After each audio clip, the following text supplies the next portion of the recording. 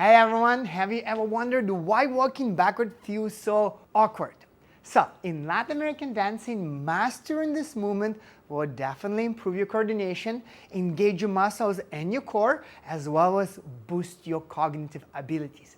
So today I will share with you how to walk backwards, do's and don'ts, what to focus on, so we can make it very balanced, smooth, and elegant.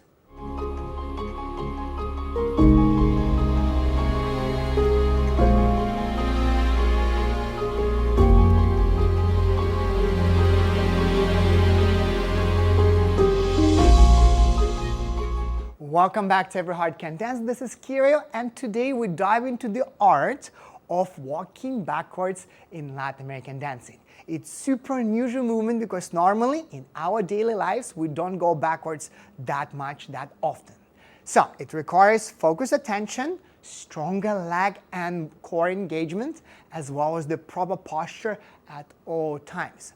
But the benefits are amazing. Improved coordination, much more smoother movement, stronger core, and better mental focus because it's very unusual for our brain. And let's get into it right away. Alrighty guys, the first point is all about our position or our posture. And the key point here is that our posture is not up in here. We don't act with the top part to create the posture.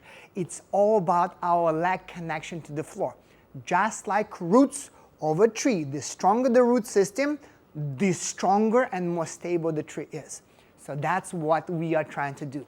I will soften my knees, I will press my legs down like so. As a reaction, my knees are starting to straighten. As a reaction to my knees going back, I'm bringing my pelvis forward to make sure that my position is aligned. So I don't have just knees back and butt sticking out. Yeah, so straighten knees, pelvis going forward. So the seams of the pants from either side are straight. Not tilted back, not brought too much forward, just straight. As a reaction to the hips, we are closing our ribs, like we're wrapping around from the back, hugging a tree. Okay, we're gonna use tree example today throughout. Yes, just closing like this. And now, as a reaction to the ribs closing and being on top of our feet, I will stretch my chest plate by stretching my clavicles or along the clavicles. Not too much, just open it up to the side. As a reaction to this one, I will bring my spine, my occipital lobe, a little bit back. No tension, just awareness of a position. Your position should not compete with your movement. If you're going to do it too much, when you start moving, it all starts being too restricted, too tight. You cannot really dance it and feel your movement. So again, knees going back, pelvis is going forward, ribs are closing in. Don't collapse it, just make sure that the ribs are parallel to the floor and not dropped out. Stretch along your clavicles and bring your spine a little bit forward, so beautiful line from your jaw. That's it. That's position and point number one. Alrighty guys, point number two, and this is super important, it's awareness of your weight. This is my position. Now what I'm gonna do, I'm gonna bring myself forward like this, which means whatever the exact position we created, I bring my weight, which is here, that center of gravity, over my feet like this. So I feel my weight is on top of the balls of the feet. That's paramount. Whenever we go back, our weight should not cross the arch of the foot, the middle of it. If the moment is too far, we cannot recover. We have a hard time going back. There are exceptions to it when man throws us in overbalance, when we're dancing back. Very rarely happens, but when we have continuous movement back, the weight never crosses the middle of the foot. Deal? So, position number two, or point number two was that we're bringing our weight onto the ball of the foot. So when you feel that you're going up on toes, you feel that your feet are pushing towards your belly button, and this brings us to the point number three. All right, the third point is that our feet are always connected to the floor, again, the roots, and pressing into the belly button, into the core, into our center of gravity. Okay? What does it mean? It means this. Watch me now. I'm going to start with feet together like this. I will move my leg only to be side by side like this, knee side by side. From this point, I'll be pushing from the front foot to move the weight to the back, like so. Only half. Shoom. The moment this heel is kissing the floor, this one's starting to go up, but I still press and I still kind of in between-ish. And that pressure, that push is going, again, we're not flipping back with the top, is going into belly button.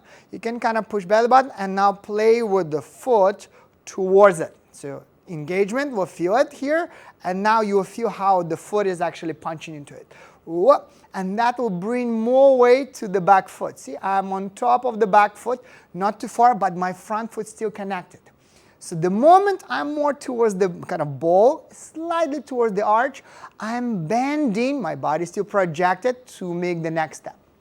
During this moment, during this point, in order to make it stronger, engage the muscles during the separation, like a bow and arrow, but that we talked about when we will go forward. Now we'll go back up to this point. See, I'm still standing. Now the foot's starting to push only when the foot is already at the back. So pull ace, park it there, and now I'm starting to push again to belly button. I'm on top of the ball, I'm still pushing. The moment I'm there, I'm bending to make the next step, and my body's still forward, so pull ace the next one, go over. I know it looks like I'm going in between all the time, so kind of in between and pushing over a little bit, but I'm still staying on the back ball. Yes, I'm not moving my spine. My spine is trying to stretch and stay forward when my feet are moving my weight. Okay? Alrighty guys, lastly, just want to show you what to avoid, the 3 points, when we're doing backward action, cha-cha-ramba, what have you, whatever dances we're doing.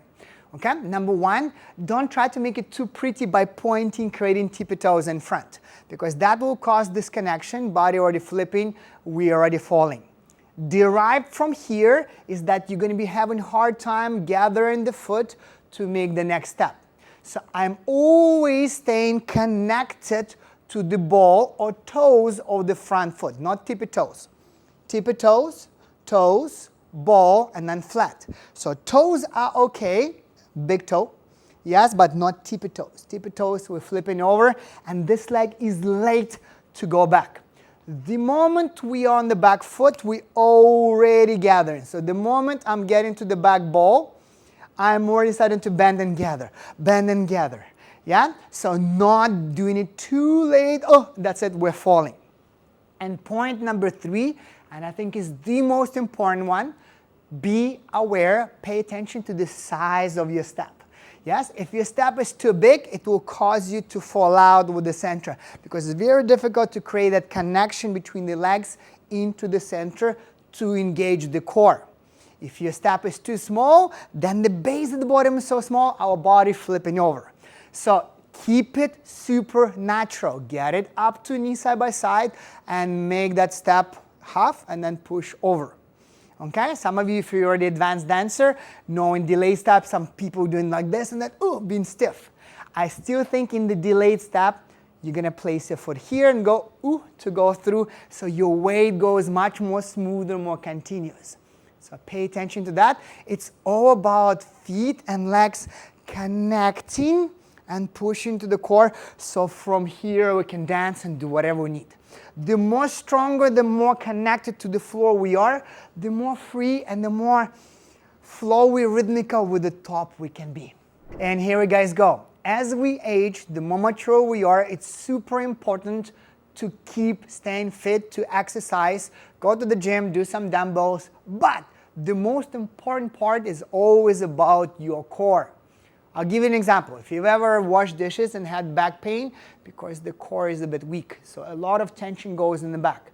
Little example, you just press down with the feet, feel like your feet are pressing down to the floor, and engage, push your belly button towards the spine. And then start washing your hands, your dishes, whatever you are. You feel it's much more easier when you're driving, but be very careful with that, okay? I'm going to tell you what I do.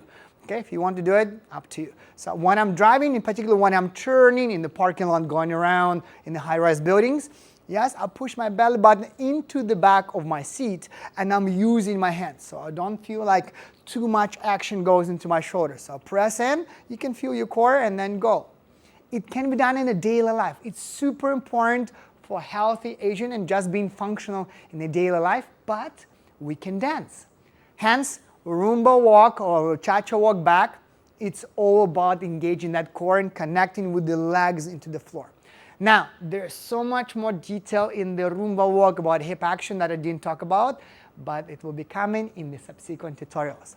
Thank you so much for watching. Thank you for following. As usual, please subscribe to the channel, give me a thumbs up, and I'll be looking forward to see you next time. Every heart can dance. Bye.